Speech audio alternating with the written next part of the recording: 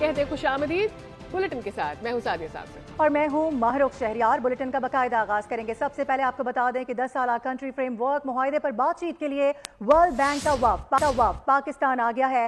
17 से 21 फरवरी तक executive directors पर मुश्तमिल वफ्द वजीर आजम, वजीर खजाना और दीगर वुज़रा से मुलाकातें करेगा। वज़ारत खजाना हुकाम के मुताबिक वफ्द खैबर पख्तूनख्वा, सिंध, पंजाब, बलोचिस्तान का दौरा करेगा। ये आलमी बैंक के एग्जीक्यूटिव डायरेक्टर्स का 20 साल बाद दौरा पाकिस्तान हो। आलमी बैंक के एग्जीक्यूटिव डायरेक्टर्स का दौरा पाकिस्तान। आलमी बैंक के एग्जीक्यूटिव डायरेक्टर्स का वफ्द 17 से 21 फरवरी तक पाकिस्तान का दौरा कर रहा है। आलमी बैंक का वफ्द मुतल्लिका स्टेक होल्डर्स, वफाकी और सूबाई हुकूमतों के नुमाइंदों से मुलाकात करेगा। वफ्द दौरे के दौरान निजी शोबे के स्टेक होल्डर्स से मईशत की बेहतरी के हवाले से बातचीत करेगा। सियासी, समाजी और गवर्नेंस लैंडस्केप के हवाले से भी निजी शोबे से बातचीत होगी। वफाकी हुकूमत ने आलमी बैंक वफ्द के दौरे से मुताल्लिक सूबों को मरासला भी लिखा। वफाकी हुकूमत ने सूबों में वफ्द के दौरे के दौरान फुल प्रूफ सिक्योरिटी इंतजामात की भी हिदायत की। आलमी बैंक का वफ्द पाकिस्तान के कंट्री डेवलपमेंट पार्टनरशिप फ्रेमवर्क पर तफसीली बातचीत करेगा। आलमी बैंक का वफ्द 20 फरवरी को कराची का दौरा भी करेगा। दौरे के दौरान वज़ीर आला सिंध और आला हुक्काम से मुलाकातें करेगा। दौरे में आलमी बैंक के वफ्द को स्टेट गेस्ट का दर्जा हासिल होगा। रिपोर्ट आपने मुलाहिजा की है कि वर्ल्ड बैंक का आला सतह का वफ्द पाकिस्तान पहुंच गया है और वफ्द पाकिस्तान के लिए $40 अरब के माशी तरक्याती फ्रेमवर्क पर अमल दरामद का जायजा लेगा। इसी हवाले से मजीद बात करेंगे। उमर हयात खान हमें ज्वाइन कर रहे हैं। उमर, इस विजिट से मुतालिक क्या तफसीलात सामने आई हैं? जी बिल्कुल, आलमी बैंक का एग्जीक्यूटिव डायरेक्टर्स पर मुश्तमिल वफ्द जो है वो पाकिस्तान पहुंच चुका है और 10 साल कंट्री पार्टनरशिप फ्रेमवर्क जो एग्रीमेंट हुआ है दो पाकिस्तान और वर्ल्ड बैंक के दरमियान, उस पर अमल दरामद के जायजे के हवाले से ये डायरेक्टर्स जो है एग्जीक्यूटिव डायरेक्टर्स पाकिस्तान का दौरा कर रहे हैं। 20 साल बाद एक वर्ल्ड बैंक के एग्जीक्यूटिव डायरेक्टर्स जो है वो पाकिस्तान का ये दौरा कर रहे हैं और ये वफ्द जो है वो पाकिस्तान पहुंच चुका है। 17 से 21 फरवरी तक ये वफ्द पाकिस्तान में रहेगा और वज़ीर आज़म, वज़ीर ख़जाना, वज़ीर इक़्तिसादी उमूर, वज़ीर मनसूबाबंदी, वज़ीर तवानाई से मुलाकातें शेड्यूल है और इसके साथ साथ जो सूबाई हुकूमतें हैं उनके साथ भी तरक्याती फ्रेमवर्क पर बातचीत होगी। वो मंसूबे जो आलमी डोनर्स के ताउन से पाकिस्तान में जो है वो मुकम्मल हो रहे हैं या इस वक्त पाया तकमील तक पहुँच चुके हैं, उन मंसूबों का भी जायज़ा लिया जाएगा और दीगर जो नए मंसूबे हैं उन पर भी बात होगी कि कौन कौन से तरक्याती मंसूबे किन किन शोबों में जो है वो चाहिए कि उन तरक्याती मंसूबों को शुरू किया जा सके। ये $20 अरब का एग्रीमेंट है, कंट्री पार्टनरशिप फ्रेमवर्क एग्रीमेंट, और अब इसको अगर ये सही अंदाज से चलता है तो 10 साल में पाकिस्तान को डेवलपमेंट के लिए $40 अरब जो है वो मिल सकते हैं और $20 अरब वर्ल्ड बैंक की जानिब से जो है ये $20 अरब का कंट्री पार्टनरशिप। बहुत शुक्रिया आपका। नायब वज़ीर आज़म इसहाक डार अक़वाम मुत्तहिदा की सलामती काउंसिल के इजलास में शिरकत के लिए न्यूयॉर्क पहुँच गए हैं। एयरपोर्ट पर पाकिस्तान के मुस्तकिल मंदूब मुनीर अकरम और दीगर हुकाम ने इसहाक डार का इस्तकबाल किया। इजलास ग्लोबल गवर्नेंस में बेहतरी और इस्लाहात के एजेंडे के तहत मुनक़्क़िद हो रहा है, जिसकी सरबराही चीन के वज़ीर ख़ारजा वांग ज़ी करेंगे। तर्जुमान दफ्तर खारजा ने बताया है कि पाकिस्तान चीन के बर वक्त इक़दाम का खैर मकदम करता है। सलामती काउंसिल ने इजलास की साइड लाइन्स पर नायब वज़ीर आज़म के हवाले से डिटेल्स दी है कि आलमी इदारे के सीनियर अहकाम और अपने अहम मनसूबों से मुतालिक भी मुतवक्के हैं मुलाकातें। दूसरी जानिब हुकूमती इक़दामात से मुल्क में बैरूनी सरमायाकारी में इजाफा हुआ है। नेशनल टैरिफ पॉलिसी 2025-30 माशी इस्तेहकाम के लिए संग मील साबित होगी। नया टैरिफ फ्रेमवर्क सरमायाकारी, बरामदाद और रोजगार में इजाफे का बाइस बनेगा। वफाकी वज़ीर तिजारत जाम कमाल का प्री बजट सेमिनार से खिताब, बताया कि शफाफ और मुस्तहकम टैरिफ निज़ाम गैर मुल्की सरमायाकारी के फ़रोग़ के लिए ज़रूरी है। इंफ्रास्ट्रक्चर मसाइल, तवानाई बहरान और बुलंद शरह सूद मईशत की तरक्की में रुकावट हैं। होल बिजनेस कम्युनिटी के आपकी इस कोलैबोरेशन के साथ we have reached to this position of 1 year. एक चीज़ बड़ी क्लियर है कि हम एज अ जनरल कोई ऐसी पॉलिसी नहीं ला रहे जो किसी को अफेक्ट करे। पाकिस्तान में ओवरऑल एक कैपिटल मैकेनिज्म जो पाकिस्तान के इन्वेस्टर के साथ होना चाहिए ताकि वो अपनी ग्रोथ कर सके। कॉस्ट ऑफ प्रोडक्शन की अगर हम बात करें, इंफ्रास्ट्रक्चर जो एक ओवरऑल डिप्रिशिएटेड अंदाज में है, पोर्ट फैसिलिटेशन हो या बाकी हो, वो अभी तक बहुत सारी चीज़ों में बहुत बेहतरी तो मैं नहीं कह सकूँगा लेकिन किसी हद तक बेहतरी आई भी है। IMF का एक और मुतालबा पूरा करने की तैयारियां। कौमी असम्बली इजलास आज 5 बजे होगा। इजलास का 17 निकाती एजेंडा जारी कर दिया गया है, जिसमें दीवानी मुलाजमीन तरमीमी एक्ट भी शामिल है। सरकारी मुलाजमीन के अहल खाना के असासाजात पब्लिक करने का बिल भी आज पेश किया जाएगा। स्टॉक मार्केट का रुख करेंगे। पाकिस्तान स्टॉक मार्केट में कारोबारी हफ्ते के पहले रोज कुछ मंदी देखी जा रही है। ट्रेडिंग के दौरान इंडेक्स में 300 से ज्यादा पॉइंट्स की कमी रिकॉर्ड की गई है, जिसके बाद इंडेक्स 1,11,700 की सतह पर देखा जा रहा है। बात कर लेते हैं कफील अहमद हमें ज्वाइन करें। कफील, क्या वजह बताई जा रही है इस मंदी की? देखिए, मार्केट का आगाज तो पॉजिटिव हुआ था और मार्केट में एक मौके पे इंडेक्स जो था वो 1,12,524 तक जो है वो ट्रेड हुआ था। इस पर अगर हम करंट इंडेक्स की बात करें तो 449 पॉइंट की मार्केट में कमी है और 1,11,636 के लेवल पर मार्केट जो है वो ट्रेड कर रहा है। तो मार्केट माहिरीन के मुताबिक मार्केट में सेंटीमेंट थोड़ा सा इस वक्त नेगेटिव है और प्रॉफिट टेकिंग जो है वो देखी जा रही है, जिसके बाद मार्केट में 449 पॉइंट की जो है वो कमी रिकॉर्ड की गई। ठीक है कफील, बहुत शुक्रिया। सिंध में पीपल्स पार्टी का मैंडेट 100% असली है। आपके मैंडेट का सबको पता है और आपको भी पता है। वजीर इत्तलात सिंध शर्जील इनाम मेमन ने वजीर इत्तलात पंजाब के बयान का जवाब दिया है और उन्होंने कहा कि आजमा बुखारी ने सेवन के हादसात पर सियासत करने की कोशिश की है। कौमी शाहराहों पर हादसात नून लीग की नाअहली है। पंजाब की वजीर आला और वजीर इत्तलात हुब्बक के बगैर बयान देते हैं। कराची के हादसात पर बात करते हुए शर्जील मेमन ने मजीद कहा कि सबसे ज्यादा हैवी ट्रैफिक कराची में है, क्योंकि कराची माशी हब है। साहबा ने फरमाया कि पीपुल्स पार्टी की हुकूमत है और पीपुल्स पार्टी ये रोड बना नहीं सकी। ये उनके इल्म में मैं लाना चाहता हूँ कि ये रोड नेशनल हाईवे अथॉरिटी का है, सेवन वाला रोड। पिछले सालों में अगर देख लिया जाए तो सबसे ज्यादा वफाक में नून लीग की हुकूमत रही है। तो ये नून लीग की वफाकी हुकूमत की नाअहली है कि वो रोड अभी तक मुकम्मल नहीं कर सकी है। तो मैं समझता हूँ कि पंजाब की इंफॉर्मेशन मिनिस्टर साहिबा जब शोला अंगेज बयान देती हैं तो ये भी सोच लें कि जवाब भी आएगा और हम सिर्फ झूठी बातें नहीं बोलेंगे, हम सिर्फ आपको सच बताएंगे। पीपुल्स पार्टी का सिंध में जेन्युइन मैंडेट है। आपका मैंडेट और आपकी खिदमत जो है वो सबको पता है। और आईना उनको दिखाया तो बुरा मान गए। जो जमात 16 साल से कराची का कचरा नहीं उठा सकी वो हमें लेक्चर न दे। शर्जील मेमन की प्रेस कॉन्फ्रेंस पर वजीर इत्तलात पंजाब आजमा बुखारी का रद्द अमल भी आ गया है। कहती हैं कि हमारी मजबूरी है कि खुलकर आपको जवाब भी नहीं दे सकते, वरना सिंध के बल्दियाती इलेक्शन से लेकर बहुत सारी कहानियां हमारे पास मौजूद है। आजमा बुखारी बोली कि वो कहते हैं हमने कभी सियासत नहीं की, लेकिन क्या हर मामले में चचा भतीजी का जिक्र करना सियासत नहीं? गवर्नर सिंध का डंपर ट्रक और वाटर टैंकर्स की लापरवाह ड्राइविंग पर इजहार तशवीश। वजीर आला सिंध को उन्होंने खत लिख दिया है, जिसमें चंद माह में ट्रैफिक हादसात में इजाफे की तरफ उन्होंने तवज्जो दिलाई है। चीफ सेक्रेटरी की सरबराही में कमीशन तश्कील देने का मशवरा दिया है। मजीद लिखा, कमेटी वजूहात की निशानदेही और जिम्मेदारों का तयन करे। वाक़ियात की रोकथाम के लिए मौसर हिक्मे अमली जरूरी है। हुकूमत फौरी और मौसर इकदाम उठाए ताकि शहरियों की कीमती जानों का तहफ़्फ़ुज़ यकीनी बनाया जा सके। और इस शहर में हुकूमत नाम की कोई चीज़ नज़र नहीं आती। वो लोग जो वफाकी हुकूमत में हम प्याला और हम निवाला हैं, वो भी अब जलाओ घिराओ की बातें करते हुए नजर आते हैं। अमीर जमात इस्लामी कराची मुनम जफर की सिंध हाई कोर्ट के बाहर मीडिया से गुफ्तगू। कहा कि कराची में हैवी ट्रैफिक के हादसात के हवाले से पटिशन दायर कर दी है। 2025 में 105 से जायद लोग ट्रैफिक हादसात का शिकार हुए हैं। ये हादसा दिन ब दिन बढ़ते जा रहे हैं। जुम्मे को शहर के मुख्तलिफ इलाकों में एहतजाज किया जाएगा। मुनम जफर ने मजीद कहा कि मुस्लिम लीग नून, पीपल्स पार्टी, MQM सबको अपने मफाद ज्यादा अजीज हैं। पीपल्स पार्टी की हुकूमत 17 साल से इस सूबे पर काबिज है। और अभी आपको खबर देंगे कि कराची में रवा हफ्ते के दौरान नौजवान समेत खातून अगवाकारों के हाथों कत्ल कर दिए गए हैं। 15 फरवरी को अगवा होने वाली खातून की लाश बरामद हुई है। रेंजर्स और एंटी वायलेंट क्राइम सेल ने मुश्तरका कार्रवाई करते हुए मुलजिमान को गिरफ्तार कर लिया है। आपको आगाह करें कि मखफिया को तावान की गर्ज से अगवा किया गया था।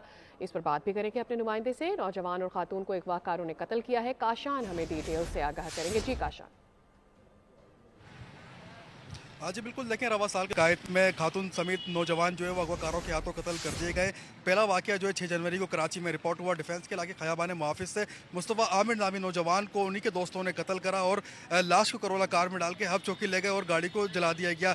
ऐसे ही जो 2 रोज़ कबल कराची के इलाके गुलबर्ग टाउन में वाकया पेश आया। खातून को जो है अगवाकार अपने हमरा जो है अगवा करके ले गए। कल रात जो है रेंजर्स और एंटी वायलेंट क्राइम सेल की जानिब से सरजानी के एक मकान पर छापा मारा गया, जिसमें खातून की लाश जो है वो रेंजर्स हुकाम ने तहवील विलमेली और साथ ही साथ छापे के दौरान 2 मुलजिमान भी गिरफ्तार हुए, जिनकी शिनाख्त जो है वसीम और नैक्सन के नाम से हुई है। जबकि रेंजर हुकाम के हवाले से बताना है कि दोनों मुलजिमान को मजीद कानूनी कार्रवाई के लिए तफ्तीशी हुकाम जो है एंटी वायलेंट क्राइम सेल उनके हवाले कर दिया गया है। रवा साल के दौरान अगर हम बात करें तो ऐसे ही कराची में बच्चे समेत 3 अफराद ये अगवाकारों के हाथों मारे गए। पहला वाकया जो है नॉर्थ कराची के इलाके में पेश आया था, जिसमें 7 साल सारिम जो है वो अगवाकारों के हाथों कत्ल कर दिया गया। दूसरा वाकया जो है डिफेंस के पोश इलाके में पेश आया, जिसमें मुस्तफ़ा आमिर जो है वो अगवाकार के हाथों कत्ल किए गए। अभी तीसरा वाकया जो है कल रात कराची में रिपोर्ट हुआ, जिसमें खातून समेत जो है ये 3 अफराद जो है रवा साल के दौरान शहर कायद में हाथों मारे जा चुके हैं। जी बहुत शुक्रिया काशान डिटेल्स के लिए।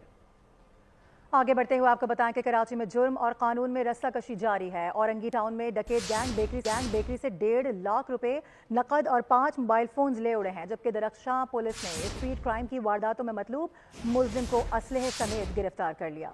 शहर कायद में लुटेरे बेलगाम। औरंगी टाउन फुटबॉल चौक के करीब बेकरी में डकैती की वारदात। सीसीटीवी फुटेज बोल को मौसूल। 3 मुसल्लह मुलजमान ने बेकरी के अंदर लूट मार की। 2 मुलजमान बेकरी के बाहर खड़े रहे। मुलजमान 1.5 लाख रुपए नकद और 5 कीमती मोबाइल लूट कर फरार हो गए। दरख्शां पुलिस ने स्ट्रीट क्राइम की मुतादिद वारदातों में मतलूब मुलजिम को गिरफ्तार कर लिया। मुलजिम मोहम्मद शाहिद को DHA फेज 5 खड्डा मार्केट से गिरफ्तार किया गया। पुलिस के मुताबिक मुलजिम से एक पिस्टल और गोलियां बरामद हुई। मुलजिम ATM से रकम निकलवाने के लिए आने वाले शहरियों को यरगमाल बनाकर लूटता था। FIA कोहाट जोन ने कार्रवाई की है। रवामा होने वाले लीबिया कश्ती हादसे में मुलविस बैनुल अक़वामी गैंग के 2 कारिंदों को गिरफ्तार कर लिया गया है। 4 मोबाइल फोन्स भी उनसे कब्जे में ले लिए गए हैं, जिनमें से वीडियोस, तस्वीर, मैसेजेस, बैंक ट्रांजैक्शंस बरामद हुई हैं। हुकाम ने मुलजिमान के ज़ेरे इस्तेमाल 3 बैंक अकाउंट से मुंजमद करवा दिए हैं। तर्जुमान के मुताबिक गिरफ्तार मुलजिमान के दीगर साथी इटली से इंसानी स्मगलिंग का गैंग चला रहे थे। मुलजिमान को गिरफ्तार करके बाकायदा तफ्तीश का आगाज कर दिया गया है, जबकि इंटरपोल की मदद से बैरून मुल्क इंसानी स्मगलिंग में मुलव्विस मुलजिमान की गिरफ्तारी अमल में लाई जा रही है। दूसरी जानिब आपको ये बताएं कि हंगू से 150 से ज़ायद गाड़ियों पर मुश्तमिल काफिला कुरम भेजा जाएगा। सामान में अशियाए खुरनोश, फल, फ्रूट और अद्वियात शामिल हैं। इसी हवाले से बात करेंगे। मंजूर खाना में ज्वाइन करें। मंजूर बताएगा क्या कुछ शामिल है इस काफिले में और कब तक रवाना हो जाएंगे? जी बिल्कुल, 1 गाड़ियों पर मुश्तमिल काफिला आज कुरम की तरफ भेजी जाएगी। ज़िला इंतजामिया हंग के साथ हमारी बात हुई। असिस्टेंट कमिश्नर टल एहसन अली शाह के मुताबिक 150 से ज़ायद गाड़ियों पर मुश्तमिल काफिला कुरम के मैसूर इलाकाजात में भेजी जाएगी। 40 गाड़ियों पर मुश्तमिल काफिला जो है वो इस वक्त कुरम की तरफ रवाना हो चुकी है, जो चपरी चेक पोस्ट से दाखिल होते हुए कुरम के अंदर दाखिल हो चुकी है। इस कन्वाई में अशिया खुर्दनोश के साथ साथ अद्वियात भी शामिल हैं। सिक्योरिटी के सख्त तरीन इंतजाम किए गए हैं। DPO हंगू खालिद खान के साथ हमारी बात हुई। उनके मुताबिक सिक्योरिटी के सख्त तरीन इंतजाम किए गए हैं। सिक्योरिटी हाई अलर्ट कर दी गई है। जगह जगह पर जवानों को तैनात कर दिया गया है। कुरम इंतजामिया और पुलिस ने जो कुरम के रूट्स हैं उनको क्लियर करने के बाद अटल से जो काफिला है वो रवाना हो चुके हैं। जो कुरम के मैसूर इलाकाजात है जहाँ पर अशिया खुर्दनोश की किल्लत थी, उन जगहों पर ये जो काफिला है। और बहुत शुक्रिया आपका मंजूर। और अब बात क्रिकेट के हवाले से ICC चैंपियंस ट्रॉफी में शिरकत के लिए टीमों की पाकिस्तान आमद का सिलसिला जारी है। ऑस्ट्रेलियावी स्क्वाड 2 हिस्सों में लाहौर पहुंच गया है। ऑस्ट्रेलिया के कप्तान स्टीव स्मिथ, कोचेज और सपोर्ट स्टाफ पर मुश्तमिल 14 रुकनी दस्ता गुज़श्ता शब कोलंबो से लाहौर पहुंचा, जबकि 15 से 17 रुकनी दस्ते ने आज सुबह लैंड किया है। चैंपियंस ट्रॉफी में कैंगरूज अपना पहला मैच 22 फरवरी को लाहौर में इंग्लैंड के खिलाफ खेलेंगे। इवेंट में शिरकत के लिए इंग्लैंड की टीम आज पाकिस्तान पहुंचेगी। उधर इंटरनेशनल क्रिकेट काउंसिल ने चैंपियंस ट्रॉफी के लिए पाकिस्तान क्रिकेट टीम का नया प्रोमो जारी कर दिया है। प्रोमो में पाकिस्तानी क्रिकेटर्स ने चैंपियंस ट्रॉफी की नई किट पहन रखी है। कप्तान मोहम्मद रिजवान, फखर जमान, सलमान अली आगा, बाबर आजम, शाहीन शाह अफरीदी और नसीम शाह वीडियो में अपने अपने अंदाज में सेलिब्रेशन करते देखे जा सकते हैं। कराची में ICC चैंपियंस ट्रॉफी के इफ्तिताही मैच से पहले पाक फजाइया के तैयारी शानदार फ्लाई पास करेंगे। पाकिस्तान एयरफोर्स की Sherdil aerobatics display team national stadium Karachi में शायकीन का लहू गरमाएगी। फख्रे पाकिस्तान JF-17 थंडर्स और F-16 वाइपर्स भी फ्लाई पास करेंगे। शेरदिल टीम कराकोरम के 8B तैयारों पर मुश्तमिल है। JF-17 थंडर्स और F-16 वाइपर्स के पायलट्स बेहतर तरबियत और महारत का मुजाहिरा करेंगे। नाजरीन आपको बताएं कि ICC चैंपियंस ट्रॉफी का आगाज 19 फरवरी से होने जा रहा है। तैयारियां हतमी मराहिल में दाखिल हो चुकी हैं। शहर में टीमों की गुजरगाहों पर खूबसूरत ब्रांडिंग किस अंदाज में की गई है और शहर को किस तरह से सजाया जा रहा है, यही बता रहे हैं कफील अहमद। 8 साल के बाद पाकिस्तान में चैंपियंस ट्रॉफी का आगाज हो रहा है और 19 फरवरी को पहला मैच है। और इस अगर हम बात करें तो शहर भर को जो है वो सजाया गया है। हम अगर आगाज कर लें मेहरान होटल से लेके पूरी शाहरा फैसल, और शाहरा फैसल के बाद जो इसके अख्ताम है पूरा कारसाज, और फिर नेशनल स्टेडियम पर इसका एंड किया गया है। शहर के मुख्तलिफ इलाकों के अंदर अगर हम बात कर लें, इस एरिया के अंदर पर्टिकुलरली बैनर्स लगाए गए हैं, बिलबोर्ड्स लगाए गए हैं। पूरी शाहरा फैसल पे चैंपियंस ट्रॉफी के बिलबोर्ड्स हैं। हम चलेंगे इससे आगे भी और आपको दिखाएंगे कि और कहां बिलबोर्ड्स हैं और कहां बैनर्स लगे हुए हैं। आइए चलें। अब हम मौजूद हैं कारसाज के उस पॉइंट पर जहां चैंपियंस ट्रॉफी के हवाले से बिलबोर्ड्स के साथ एक बड़ा बैनर, अगर आप इस वक्त देख सकते हैं, तमाम जो 8 टीमें हैं, जिसमें साउथ अफ्रीका है, जिसमें इंडिया है, जिसमें इंग्लैंड है, जिसमें पाकिस्तान है, न्यूजीलैंड है। और अब हम चलते हैं नेशनल बैंक स्टेडियम और वहाँ आपको दिखाते हैं कि वहाँ क्या सजावट है और किस तरह जो है वो इस चैंपियंस ट्रॉफी का जो है वो आगाज़ किया जा रहा है। अब हम मौजूद हैं चैंपियंस ट्रॉफी के हवाले से उस पॉइंट पे जो कि इख्तितामी पॉइंट है। इख्तितामी पॉइंट इस लिहाज से कि पहले मेरे कैमरे मैन थोड़ा क्लोज करेंगे, यहाँ भी डिफरेंट जो है वो शाहराहों पे जो है वो ब्रांडिंग की गई है। सामने देखिए क्या खूबसूरत ब्रांडिंग है। इस टूर्नामेंट की जो ओवरऑल मेज़बानी है वो पाकिस्तान के परसेप्शन को, पाकिस्तान में क्रिकेट के शायकीन को दुनिया भर के अंदर एक अहम मकाम देने में जो है वो उसको मुआवनत फराहम करेगी। गजा की सूरत हाल के हवाले से आपको अपडेट करें, जहां इसराइल एक बार फिर खून का प्यासा होने लगा है। गजा पर फिर जंग मुसल्लत करने के इरादे जाहिर कर दिए हैं। उधर अमरीकी हुकूमत सयूनी रियासत को हौलनाक हथियारों से मुसल्लह करने में मगन है और इसके साथ लबनान का महाज भी गर्म होने लगा है। इसराइल गजा को एक बार फिर जंग में झोंकने के लिए पर तोलने लगा। लबनान में भी सेहूनी फौज के इरादे नेक नहीं। इसराइली वज़ीर आज़म ने धमकी दी कि अगर हमास ने तमाम कैदी रहा ना किए तो जहन्नुम के दरवाजे खोल देंगे। उधर लबनान से रेड लाइन के बावजूद इसराइली फौज इनखला को तैयार नहीं, जिस पर हिजबुल्लाह ने मज़ाहमत से खबरदार कर दिया। दूसरी जानब गजा में इसराइल जंगबंदी मुआहदे की मुसलसल खिलाफ वर्जी कर रहा है। रफा में ड्रोन हमला करके 3 फलस्तीनी पुलिस एहलकार शहीद कर दिए। ऐसे में अमरीका ने खतरनाक बमों की बड़ी खेप इसराइल पहुँचा दी। इसराइल को 2000 पाउंड वजनी बम के 84 बमों की पहली खेप मिल गई। ये बम मोटे कंक्रीट और धात को तोड़ने की सलाहियत के हामिल हैं। दूसरी जानब ट्रंप के मशरक़ वस्ती के एलची स्टीव विल्कॉफ ने कहा है कि जंगबंदी के दूसरे मरहले में मुंतकली पर सालिसों इसराइल के साथ बातचीत जारी है। उधर मकबूजा कश्मीर में 3000 से जायद इज्तिमाई कब्रों की मौजूदगी इंसानी हुकूक के अलमबरदारों के लिए सवालिया निशान बन चुकी है। 2008 से 2023 तक 50 से जायद देहात में इज्तिमाई कब्रें दरियाफ्त हुई हैं। कश्मीर मीडिया सर्विस के मुताबिक वादी में 8000 से जायद अफराद जबरी गुमशुदगी का शिकार हुए हैं। 2013 में 60% इज्तिमाई कब्रों में दफन अफराद को मुबैना तौर पर जाली मुकाबलों में मारा गया, जबकि 40 गुमशुदा अफराद की लाशें आज तक नहीं मिल सकी हैं। 1990 से जबरी गुमशुदगियों के शिकार अफराद में से 15% के केसेस पुलिस के रिकॉर्ड में दर्ज ही नहीं हैं। अमेरिका और कनाडा में मौसम के सितम से 9 अफराद जान की बाजी हार गए हैं। सर्दी, सैलाब और बारिशों के बायस बिजली का निज़ाम मुतासर और आमदो-रफ्त का सिलसिला दरहम बरहम हो गया है। शुमाली अमेरिका में मौसम की सख्ती संगीन रुख इख्तियार कर गई। अमरीकी रियासत कैंटकी में बारिश और सैलाब से 8 अफराद मारे गए। बारिश और सैलाब से 39,000 सार्फिन बिजली से महरूम हैं, जबकि वर्जीनिया, मैरीलैंड और पेंसिल्वेनिया में बर्फानी तूफान के इम्कान के बायस अलर्ट जारी कर दिया गया। न्यूयॉर्क में तेज हवाएं चलने का इम्कान है, जबकि रियासत मिनेसोटा में दर्जे हरारत -45 डिग्री तक गिरने का खदशा जाहिर किया जा रहा है। कैनेडा ने सफेद चादर ओढ़ ली। मुख्तलिफ इलाकों में शदीद बर्फबारी से निजाम जिंदगी मुंजमद हो गया। लोग घरों में महसूर हैं। शदीद बर्फबारी के बायस 150 से जायद परवाजें मनसूख कर दी गयी। मुख्तलिफ शहरों में बर्फबारी के बायस कई ट्रैफिक हादसा भी रिपोर्ट हुए। उधर महकमा मौसमियात मजीद 25 से 30 सेंटीमीटर बर्फबारी की पेशगोई कर रहा है। और नाज़रीन, क्या आपको मालूम है कि दुनिया के 3 ममालिक को आपस में मिलाने वाला 3 लैंड ब्रिज स्विट्जरलैंड, जर्मनी और फ्रांस को आपस में जोड़ता है? नहीं मालूम तो सैर कीजिए हमारे नुमाइंदे इमरान मुजम्मिल के साथ। मैं इस वक्त मौजूद हूँ स्विट्ज़रलैंड के तारीखी, सकाफती और तजारती शहर बाज़ल में, जहाँ पर एक ऐसा मुकाम है जिसको 3 लैंड ब्रिज के नाम से जाना जाता है। 3 लैंड ब्रिज का मतलब 3 ममालिक बैक वक्त एक दूसरे के साथ अपनी सरहदों को शेयर करते हैं। ये जो मेरे पीछे आप एक आर्क शक्ल का पुल देख रहे हैं, इसी को 3 लैंड ब्रिज का नाम दिया गया है। और इस वक्त मैं जहाँ मौजूद हूँ, मेरे दाएं तरफ जर्मनी है, बाएं तरफ फ्रांस है और स्विट्ज़रलैंड है।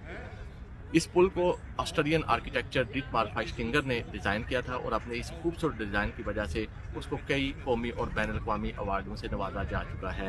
ये दुनिया का वाहिद 248 मीटर लंबा पुल है जहाँ पर सिर्फ पैदल और साइकिल चलाने वालों को इजाज़त है। यहाँ पर गाड़ियों का दाखिला ममनू है। ये पुल इस हवाले से भी अहमियत का हामिल है। ये 3 ममालिक को एक दूसरे से न सिर्फ मिलाता है बल्कि यहाँ तिजारती सरगर्मियाँ भी भरपूर देखने को मिलती हैं। ठीक है इमरान, बहुत शुक्रिया। इसके साथ ही बुलेटिन भी अपने इख्तिताम को पहुंचा। विजिट कीजिए bolnews.com और रहिए बोल के साथ।